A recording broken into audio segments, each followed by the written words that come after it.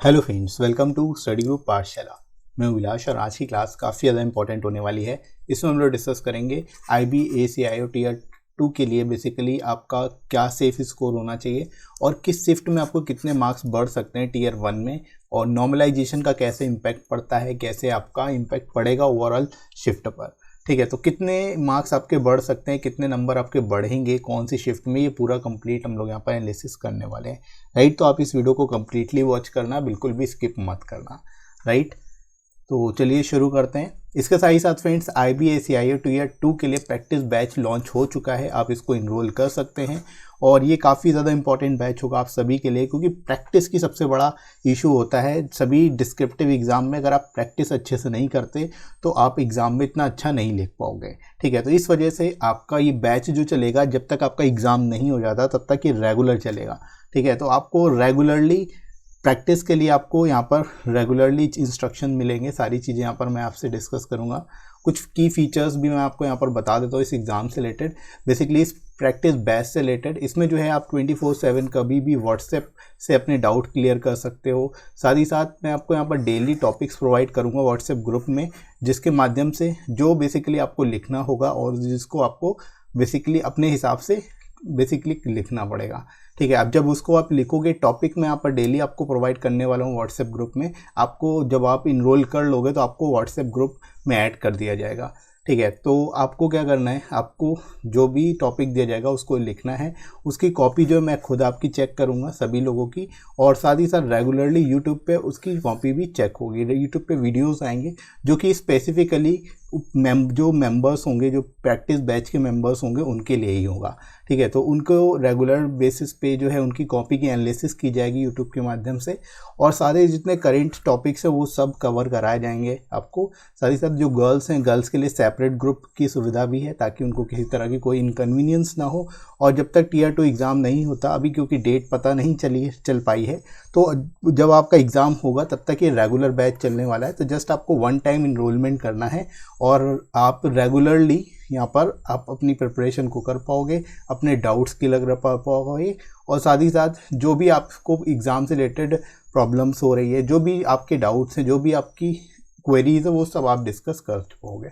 इसके साथ ही साथ सैटरडे संडे आप मुझे फ़ोन करके भी अपने डाउट्स क्लियर कर सकते हो अगर आपको कोई पर्सनल डाउट है किसी तरह का एग्ज़ाम से रिलेटेड। राइट, तो ये सारी सुविधा आपको मिल जाती है सिंगल बैच में। तो आप इस बैच को ज़रूर इनरोल कर लेना, आप इस बैच को ज़रूर ज्वाइन करिए। आपको यहाँ पर एक्सटेंसिवली प्रैक्टिस कराई जाएगी। ठीक है, और साथ ही साथ आपको डिस्काउंट कोड भी यूज़ करना है SG10, इस पर आपको एडिशनल 10% डिस्काउंट मिल जाएगा। तो डिस्क्रिप्शन में दोस्तों लिंक दिया गया है, वहाँ से जाके आप इनरोल कर सकते हो इस कोर्स को। और SG10 जो है आपका डिस्काउंट कोड है, इसको यूज़ करना बिल्कुल मत भूलना। ठीक है, इसी से आपको एडिशनल 10% डिस्काउंट भी मिल जाएगा। राइट दोस्तों, तो चलिए शुरुआत करते हैं हम लोग क्लास की। बात कर लेते हैं नॉर्मलाइजेशन की। जैसा कि हम लोग ऑलरेडी डिस्कस कर चुके हैं, जो आपकी टोटल शिफ्ट कंडक्ट कराई गई थी वो 9 शिफ्ट कंडक्ट कराई गई थी। ठीक है, इन पर ही नॉर्मलाइजेशन का इफेक्ट होने वाला है। जो आपकी 18 फेब की फर्स्ट शिफ्ट थी वो मॉडरेट लेवल की थी। इसी तरह सेकेंड जो शिफ्ट थी वो आपकी टफ, वो भी मॉडरेट थी, और थर्ड शिफ्ट जो आई थी वो काफ़ी ज़्यादा टफ पूछी गई थी। ठीक है, इसी तरह अगर 19 फेब की बात करें तो फर्स्ट शिफ्ट जो थी वो काफ़ी ज़्यादा टफ थी, सेकेंड शिफ्ट आपकी मॉडरेट थी, और थर्ड शिफ्ट जो थी वो भी काफ़ी ज़्यादा टफ पूछी गई थी। इसी तरह 20 फेब की अगर बात करें तो फर्स्ट शिफ्ट आपकी मॉडरेट थी, सेकेंड शिफ्ट जो थी वो टफ थी, और थर्ड शिफ्ट भी काफ़ी ज़्यादा टफ थी। ठीक है, तो यहाँ पर ज़्यादातर जो शिफ्ट हुई हैं वो टफ ही हुई हैं, और स्पेसिफिकली जो GS का सेक्शन है वो बहुत ही ज़्यादा टफ पूछा गया है सभी में।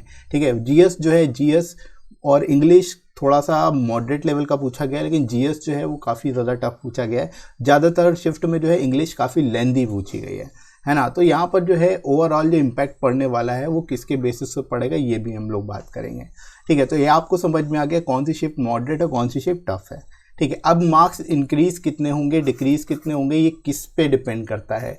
देखो, जो मार्क्स इंक्रीज होंगे वो किस पे डिपेंड करता है, ओवरऑल शिफ्ट पे, कि ओवरऑल जो शिफ्ट थी वो कैसी थी। ठीक है, सारी शिफ्ट को एनालाइज करने के बाद ओवरऑल जो बेसिकली निष्कर्ष निकलेगा कि ओवरऑल जो शिफ्ट पूछी गई हैं सारे एग्जाम्स को मिला के वो किस लेवल की है। तो ओवरऑल की अगर बात करें तो मॉडरेट टू डिफ़िकल्ट लेवल की शिफ्ट हैं सभी को अगर मिला के बात की जाए। प्लस जो इंक्रीज होंगे मार्क्स वो किस पे डिपेंड करेगा, पहली चीज़ तो ओवरऑल शिफ्ट पे डिपेंड करेगा। दूसरी चीज़ है कि average marks of all shift, यानी सभी शिफ्ट में एवरेज मार्क्स कितने आ रहे हैं।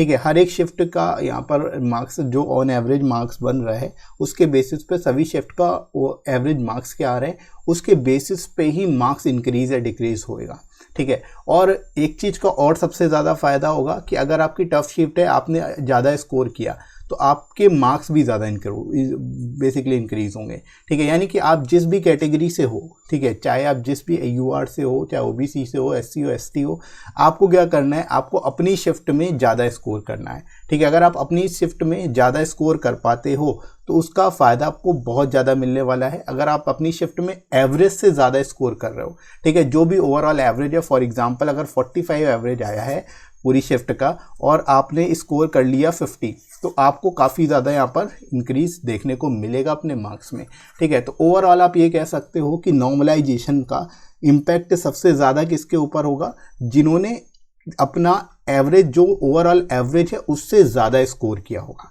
ठीक है। जो भी आपका एवरेज है, ओवरऑल जो भी एवरेज आया है उससे अगर आप ज़्यादा मार्क्स ज़्यादा स्कोर कर रहे हो तो उस केस पे नॉर्मलाइजेशन का फ़ायदा सबसे ज़्यादा होगा, ठीक है। तो ये आप मान सकते हो। ऑन एवरेज अगर हम लोग बात करें कि मॉडरेट शिफ्ट में और जो टफ शिफ्ट हैं इनमें बेसिकली ऑन एवरेज कितना बढ़ सकता है, देखो एग्जैक्टली कितना बढ़ेगा ये कोई नहीं बता सकता, ये केवल आईबी ही डिसाइड करेगा। लेकिन हम लोग एनालिसिस के बेसिस पे, आंसर कीज के एनालिसिस के बेसिस पे हम ये एस्टिमेट कर सकते हैं, ये अंदाज़ा लगा सकते हैं कितने मार्क्स अराउंड आपके बढ़ जाएंगे, ठीक है। तो मॉडरेट शिफ्ट में अगर आपके मार्क्स, अगर आपका पेपर मॉडरेट शिफ्ट में, अब आप यहाँ देखोगे कैसे मॉडरेट है कि शिफ्ट की टफ शिफ्ट है, या मैं इसीलिए मैंने एक साथ सारे शिफ्ट के बारे में बता दिया कौन सी शिफ्ट मॉडरेट है कौन सी टफ है, ठीक है। तो इनमें आप देखो कि आपने कौन से शिफ्ट में एग्ज़ाम दिया था, कौन सी शिफ्ट मॉडरेट है। मॉडरेट अगर आप शिफ्ट में आते हो तो उस केस में ऑन एवरेज मान के चलो आपके 4 से 6 मार्क्स बढ़ जाएंगे, क्योंकि जीएस जो है काफ़ी ज़्यादा टफ पूछी गई थी। जीएस में आप हार्डली जो है 4 से 5 क्वेश्चन ही सही कर पा रहे थे, इससे ज़्यादा कोई सही नहीं कर पाया है ना। तो यहाँ पर सबसे ज़्यादा फ़ायदा जो है जीएस सेक्शन में मिलने वाला है, क्योंकि वो सभी के लिए टफ थी।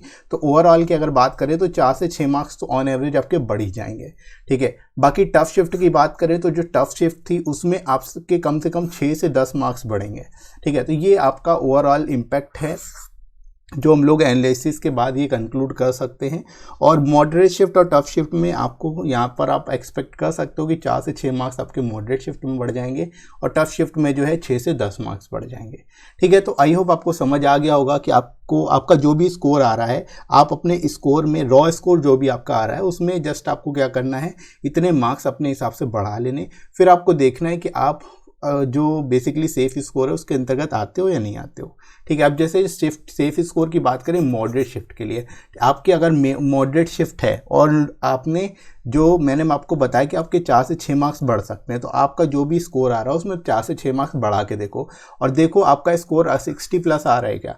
अगर यूआर कैटेगरी से है 60 प्लस आपका स्कोर आ रहा है, ठीक है, तो उस केस में आप सेफ हो, ठीक है। आपको ज़्यादा टेंशन लेने की जरूरत नहीं है, आप सेफ रहोगे। ईडब्ल्यूएस की अगर बात करें 56 प्लस अगर आप लेके आ रहे हो तो ये सेफ स्कोर होगा मॉडरेट शिफ्ट के लिए। इसी तरह ओबीसी के लिए 54 प्लस आपका सेफ स्कोर है। एससी के लिए अगर बात करें तो 50 प्लस आपका यहाँ पर सेफ स्कोर रहेगा। और साथ ही साथ एसटी की अगर बात करें तो 48 प्लस जो है आपका सेफ स्कोर है, ठीक है। तो ये आपका सेफ स्कोर है किस बेसिस पे, मॉडरेट शिफ्ट के बेसिस पे, राइट। तो यहाँ तक आप समझ पाए होंगे। इसके बाद बात करते हैं हम लोग, अगर आपका पेपर टफ शिफ्ट में था तो आपके लिए सेफ स्कोर क्या होगा, ठीक है। अब देखो टफ शिफ्ट में आपके मार्क्स जो है कितने बढ़ने हैं, 6 से 10 अराउंड बढ़ने हैं, ठीक है। तो आपका जो भी स्कोर आ रहा है उसमें आप 6 से 10 मार्क्स बढ़ा लो और उसके हिसाब से देखो कि आपका बेसिकली ओवरऑल स्कोर क्या आ रहा है। अगर आपका रॉ स्कोर 55 प्लस बन रहा है, ठीक है, तो उस केस में आप बेसिकली जनरल कैटेगरी से और आपका 55 प्लस रॉ स्कोर बन रहा है तो आप मान सकते हो कि आप सेफ हो, आपको मतलब आप बेसिकली टियर 2 के लिए क्वालिफाई हो जाओगे। ईडब्ल्यूएस की अगर बात करें तो 52 प्लस जो है सेफ स्कोर होगा, ठीक है। ओबीसी की अगर बात करें तो 50 प्लस आपका सेफ स्कोर है। एससी की अगर बात करें तो 48 प्लस अगर आप लेके आ रहे हो, टफ शिफ्ट में आपका एग्जाम था तो आप सेफ हो। इसी तरह एसटी की अगर बात करें तो 45 प्लस अगर आप लेके आ रहे हो और टफ शिफ्ट में आपका एग्जाम था तो आप भी सेफ हो, ठीक है। तो ये इन एग्ज़ाम में बेसिकली जो शिफ्ट है उसके हिसाब से आप यहाँ पर एस्टिमेट कर सकते हो, उसके बेसिस पे आप जो है यहाँ पर क्लियर कर सकते हो कि कौन सा टफ था, कौन सा इजी था, मतलब कौन सी शिफ्ट के बेसिस पे आपके कितने मार्क्स बढ़ सकते हैं। ठीक है, तो ये आपको आई होप आप क्लियर हो गया होगा। अब आपको सिंपली टीयर 2 की तैयारी शुरू कर देनी है। अब टीयर 2 के लिए बिल्कुल भी वेट नहीं करना है, क्योंकि आपके पास ज़्यादा टाइम नहीं बचेगा। जैसे ही रिजल्ट आएगा, रिजल्ट आप मान के चलो जो 15 आपका मार्च है उससे पहले, उसके आसपास जो है रिजल्ट आ जाएगा, और उसके बाद से आपको ज़्यादा से ज़्यादा 1 मंथ का टाइम मिलेगा, इससे ज़्यादा का टाइम नहीं मिलेगा। ठीक है, तो आपको अभी से तैयारी शुरू करनी है, वेट नहीं करना है बिल्कुल भी। ठीक है, तो अभी से तैयारी शुरू करिए। साथ ही साथ आप इन बुक्स को ले सकते हो जो आपको प्रेसिक्स और एस्से राइटिंग के लिए मिल जाएगी। यहाँ पर आपको 100+ एस्से के टॉपिक्स मिल जाते हैं, जिनको एक बार आप तैयार कर लोगे तो कोई भी टॉपिक आपके एग्जाम में आता है तो आप उसको कर पाओगे ईजिली। ठीक है, राइट। साथ ही साथ आपको यहाँ पर सारे टॉपिक्स लेटेस्ट पैटर्न पर मिल जाएंगे और विद इन वर्ड लिमिट मिलेंगे। यहाँ पर सभी 400 वर्ड्स में कवर कराए गए एस्सेस को, तो आपको कुछ भी काट छाट नहीं करनी पड़ेगी और सारी चीज़ें आपको सीक्वेंस में एक बेटर तरीके से मिल जाएगी। ठीक है, और प्रेसिक्स के लिए भी आपको यहाँ पर 60+ टॉपिक्स के सेट्स मिल जाएंगे, जिनको आप तैयार कर सकते हो। और प्रेसिक्स प्रॉपर तरीके से समझाई गई है, कैसे आपको लिखनी है, कैसे क्या क्या चीज़ें आपको ध्यान रखनी, सारी चीज़ें, सारी डिटेल्स आपको इस बुक में मिल जाएगी। ठीक है, तो अलग से आपको कुछ भी तैयार करने की जरूरत नहीं पड़ेगी और लोएस्ट कॉस्ट में आपको बुक्स मिल जाएगी, एडिशनल 30% डिस्काउंट भी मिल जाएगा। तो डिस्क्रिप्शन में दोस्तों लिंक दिया गया है, वहाँ से जाके आप इन बुक्स को भी ले सकते हो। राइट, और साथ ही साथ प्रैक्टिस बैच को भी ज्वाइन कर लेना, ताकि आप अपनी प्रैक्टिस को अच्छे से कर पाओ, क्योंकि आपके पास बहुत ज़्यादा टाइम नहीं है, क्योंकि आप अकेले सेल्फ लेवल पर अगर करोगे तो उतनी अच्छी प्रैक्टिस आपकी नहीं हो पाएगी। राइट, तो आप प्रैक्टिस बैच भी ज्वाइन करना। साथ ही साथ आप टेलीग्राम चैनल ज्वाइन कर सकते हो, उस पर आपको सारी इंपॉर्टेंट पीडीएफ मिल जाएंगी। क्लासेस की पीडीएफ मैं इस पर शेयर कर देता हूँ, तो आप ज़रूर ज्वाइन कर लेना, और क्लासेस की नोटिफिकेशन भी आपको यहाँ पर मिल जाती है। राइट, तो आपको इसका लिंक डिस्क्रिप्शन में मिल जाएगा, वहाँ से जाके आप इसको ज्वाइन कर सकते हो। और वीडियो कैसा लगा कमेंट करके ज़रूर बताइएगा। वीडियो हेल्पफुल लगा हो तो लाइक करिएगा, इस वीडियो को शेयर करिएगा अपने सभी दोस्तों में, और सब्सक्राइब कर लीजिए इस चैनल को अगर आप में से कोई नया है तो। राइट फ्रेंड्स, तो अभी के लिए इतना ही। नेक्स्ट मिलते हैं अगली क्लास में। Thanks for watching.